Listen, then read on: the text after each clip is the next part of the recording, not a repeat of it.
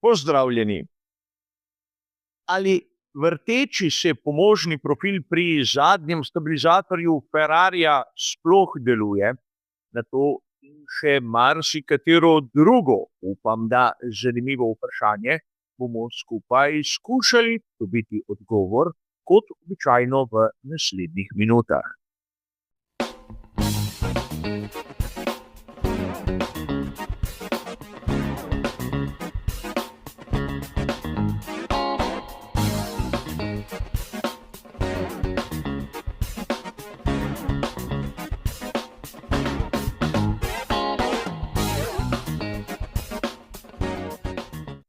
Med novostmi, ki smo jih videli na testiranjih v Bahreinu, je verjetno zadnji aerodinamični profil pri Scuderii Ferrari požel največ pozornosti. In vsi mi smo lahko brali dolge razprave glede tega, ali sploh je zadeva legalna in kje so prednosti. A danes bomo skušali ugotoviti nekaj drugega. Ali je zadeva kot taka učinkovita in zakaj so jo pri Ferrariju sploh pokazali na testiranjih v Bahreinu. Čeprav nekateri malo da ne pavšalno govorijo o tem, da ta specifični zadnji aerodinamični stabilizator daje prednost okrog pol sekunde na krog, v resnici mi tega ne vemo. Zakaj? Ker ga je Lewis Hamilton na progi uporabljal le za 5 krogov.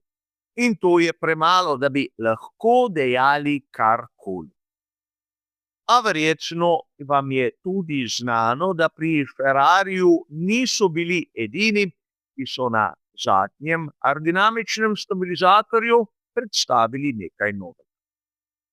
Generalno gledano, pri 8 ekipah smo imeli tisti klasični sistem, ki nam je znan še iz časov sistema DRS.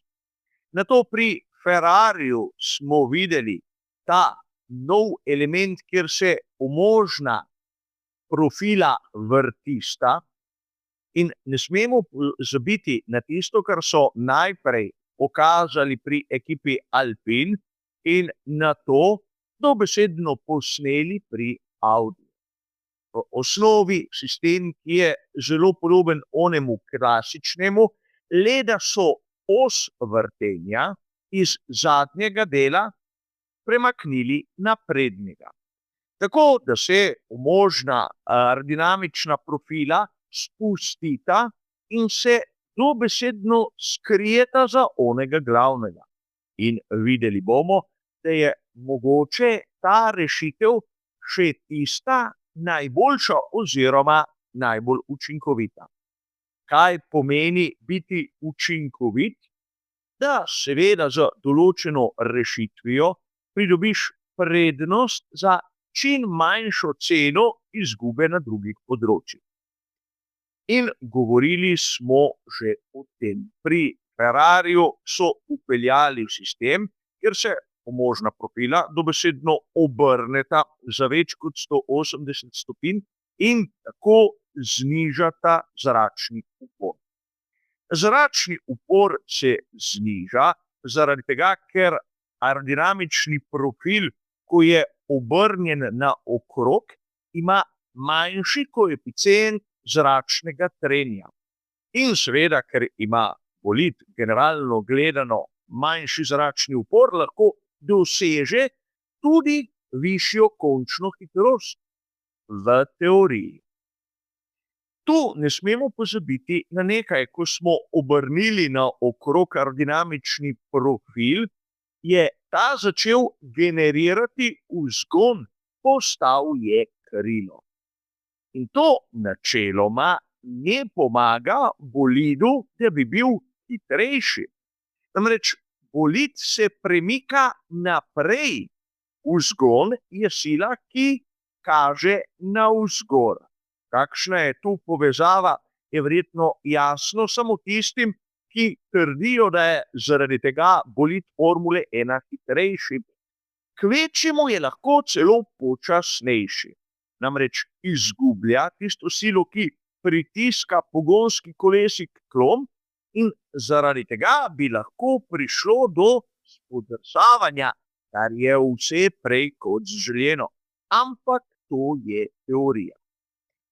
In verjamem, da mnogi so že začeli se spraševati, zakaj govorim, da v teoriji, kolikor znižamo zračni upor, se končna hitrost dvigne, seveda poudarjam v teoriji in ne v praksi. Ker se profil obrača in seveda v tem obratu je tudi v onem položaju, ki v bistvu zavira. Seveda o zaviranju z aerodinamičnim profilom je bilo mnogo govora v oni fazi, ko voznik da nogo stopalke za plin in ko pritisne na zavore. Ampak v obratu, ko on pospešuje, so mnogi ta aspekt čisto spregledali. In kako to izgleda? Voznik enostavno stopi na stopalko za plin in spremeni tisti način aerodinamične podobe bolida in kar naenkrat v tistih 4 desetinkah sekunde, koliko je čas obrata, dobi rahel udarec. Rahel udarec, kajti za trenutek se je povišal zračni upor. In verjetno tam je tudi nekaj izgubil. Po drugi strani, kot kaže graf, isto se dogaja v fazi zaviranja, kjer mnogi trdijo, da se tako prihrani celo malce zavor, čeprav to ne vem, kako so si zamislili.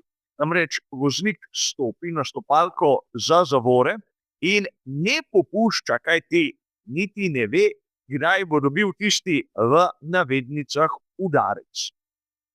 In seveda ta obrat pri Ferrariju meni osebno se zdi izjemno nevaren, naprimer v primeru sunkov bočnega vetra, ampak vidim še eno veliko hibo, o kateri ni pomislil skorajda nihče. Verjetno se spomnite, koliko smo govorili o tem, da v sezoni 2026 bo glavna težava polnjenje baterij, uporaba tistega elektrohibridnega dela pogonskega sklopa. No, kdaj se zadeva polni? Ob zaviranju. In če sedaj uporabljamo neke vrste aerodinamične zavore, kako bomo tisto energijo pretvorili v električno? Ne vem, meni se zdi enostavno nemogoče. In tu lahko vidimo tiste glavne hibe, ki so vsaj meni prišle na pamet. Torej, udarec pri pospeševanju in zaviranju, udarec v navednicah, kajti za trenutek bo imel voznik drugačen oprijem tam zadaj in seveda manjša možnost, da bi električno energijo uskladiščil. Je zadeva učinkovita? Dejal sem že, da ja, ampak če pogledamo rešitev, ki so jo predstavili pri Alpinu in posneli pri Audiju, bomo videli, da ima ta iste prednosti, s tem, da slabosti, ki sem jih opisal, sploh ni. Prvič, da se profil skrije za onega glavnega, traja bistveno manj. Drugič, ni v nobenem trenutku tiste faze, ko bi se upor strmo povečal in napravil tisti, kot sem ga sam imenoval, udarec. In tretjič, ker nimamo tako imenovane aerodinamične zavore, je vsa energija praktično preusmerjena lahko v elektrohibridni del. Poleg tega ne smemo pozabiti na nekaj zanimivega. Namreč sistem, kot ga vidimo pri Alpinu in Audiju, je mehansko, v mojem mnenju, bolj enostaven. In bolj kot je enostaven, manj zadev gre lahko narobe in upam, da se pri tem vsi strinjamo. Pustimo sedaj pri strani pripombo Oliverja Bermana, o kateri smo govorili v komentarju novic, da je zadnji aerodinamični stabilizator Ferrarija tak, da praktično na nekaterih ekipah ga ne bodo uporabljali zaradi previsoke mase. To so samo besede voznika, ki ima boljši pogled kot mi, ampak pustimo sedaj to pri strani. Tu velja pripomniti še nekaj. Govorili smo o tem, da je ekipa Audi prva posnela dobro rešitev, ki so jo videli pri Alpinu. Pri Ferrariju so ta nov koncept predstavili na zadnjem tednu testiranj v Bahreinu in konkurenci so dali priložnost, da rešitev nekako razumejo in tudi preizkusijo. Zanimivo bi bilo videti tako predstavitev, na primer na prvem prostem treningu Velike nagrade Avstralije, ko ekipe fizično ne bi imele časa posnemati te rešitve praktično do prihoda v Evropo. Ampak s tem so nasprotnikom dali priložnost, če seveda zadeva deluje. Sam kot običajno sem skeptičen, namreč če bi bila zadeva tako revolucionarna, ne bi napravili samo 5 ubogih krogov. In tu verjetno marsikdo se z menoj ne bo strinjal. Nekateri boste zopet dejali, da imam nekaj proti Ferrariju, čeprav je jasno, da ukolikor sovražim koga na štartnem razporedu, je na primer Flavio Briatore. In tu sem rešitev ekipe, ki jo zastopa on, dobesedno pohvalil, ker po mojem mnenju naredi več z manj napora. In verjamem, moje osebno mnenje za mnoge šteje absolutno nič, ker ne govorim v tisti smeri, kot si sami želijo slišati pripovedovanje zgodb.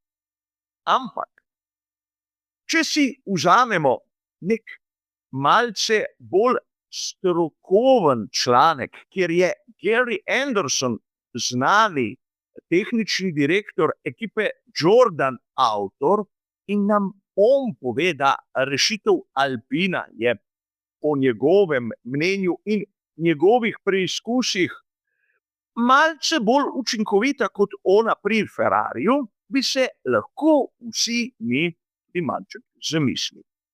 In tu še rahel dodatek. Meni osebno niso všeč tisti, ki se imajo za manjake ali pa fanatike. Namreč težava pri fanatikih je naslednja.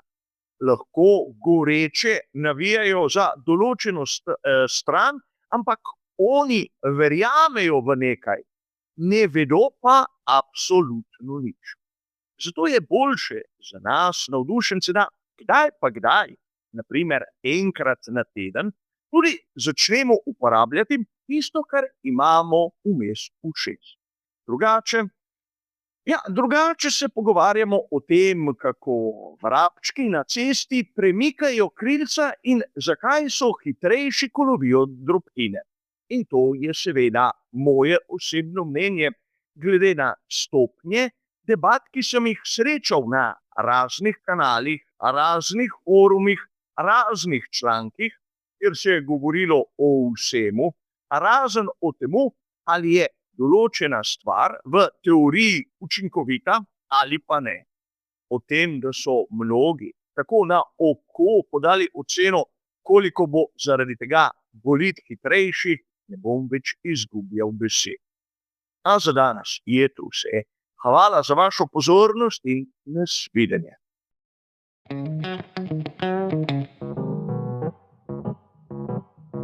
Thank you.